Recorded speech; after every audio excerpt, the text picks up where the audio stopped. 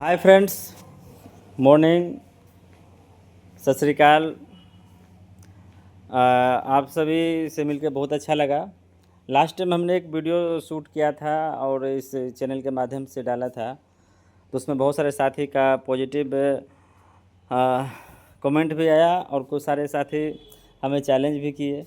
चलो खोजने के लिए चलते हैं कहाँ पर ट्रेजर छुपा हुआ है, तो अच्छा लगा। बट आज हम अपनी बातों को एक छोटी सी कहानी के माध्यम से रखना चाहेंगे कि एक गांव में एक किसान थे और किसान के 4 लड़के थे। चारों लड़के एक नंबर के निकम्मे, काम नहीं करने वाले, आलसी कह सकते हैं, बैठ के सपना देखने वाले थे और हमेशा आपस में लड़ाई झगड़ा करते रहते थे।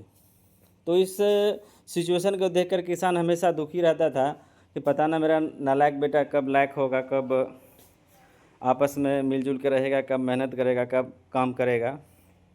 तो इसी सब उपापोह में जब उस किसान का लास्ट वक्त आया तो उन्होंने कहा कि मेरा जो खेत है, जो अब मेरे बाद तुम लोगों का होने वाला है, उस खेत में मैंने ढेर सारा धन छुपा के रखा हुआ है। मेरे मरने के बाद तुम लोग उस धन को निकाल लेना और आपस में बांट लेना। और इतना कहकर वो स्वर्ग थे सिधार के देहांत हो गया उनका। और उनका क्रियाक्रम करने के बाद चारों भाई मतलब गए उस खेत में और मिलजुल कर मेहनत करना शुरू किया। मिट्टी हटाते गया, मिट्टी इधर से उधर हो गया, सब कुछ हो गया, लेकिन कहीं पर उन लोगों को खजाना नहीं मिला। लास्ट में वो सभी परेशान हो गए।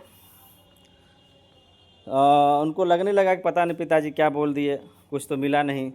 तो उसी समय एक राहगीर जा रहा था और वो देखता है कि चारों भाई पता नहीं क्या कर रहे हैं, तो पूछता है तो पता चलता है कि उनके पिताजी ने जो बताया था उन्होंने उनको बताया।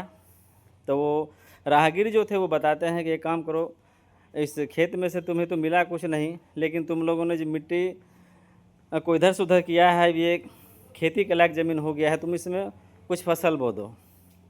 और इतना कह के वो चला गया। और जब वो सभी भाई मिलके फसल बोना शुरू किए, फसल काटा, बहुत अच्छा पैदावार हुआ। फिर उन्होंने मेहनत किया, फिर अगला बार मेहनत किया। इस तरह से करते करते उनके पास ढेर सारा धन हो गया। और वो देखते ही देखते कुछ सालों के बाद वो अपने एरिया के बहुत ही प्रतिष्ठित धनवान व्यक्ति में आ गए। तो लास्ट में उन लोगों ने रियलाइज़ किया कि रियल में जो पिताजी इशारा करना चाह रहे थे कि वो धन, जिस धन की तलाश में हम लोग बाहर भटक रहे थे, वो धन हमारे अंदर ही छुपा हुआ है। अगर हम अपने अंदर के उस टैलेंट को पहचान जाएं, टैलेंट का सही जगह पे सही समय पर अगर हम उपयोग कर लें, मेहनत करें खुद के ऊपर, तो 100% रुपया हमारे पीछे भागेगा, हमको रुपया के पीछे भागना नहीं पड़ेगा। उसी उद्देश्य के साथ इस चैनल का निर्माण किया गया कि आखिर क्या कमी है जिस वजह से हम आगे बढ़ नहीं पाते हैं। उस कमी को अगर दूर कर लिया जाए तो यकीनन हम भी उन 3% लोगों की श्रेणी में आ सकते हैं, 2% लोगों की श्रेणी में आ सकते हैं, इवन कि 1% लोगों की श्रेणी में आ सकते हैं, जो कभी भी एक आम इंसान का ड्रीम होता है, ड्रीम प्रोजेक्ट होता है कि मुझे भी 1% में जाना है।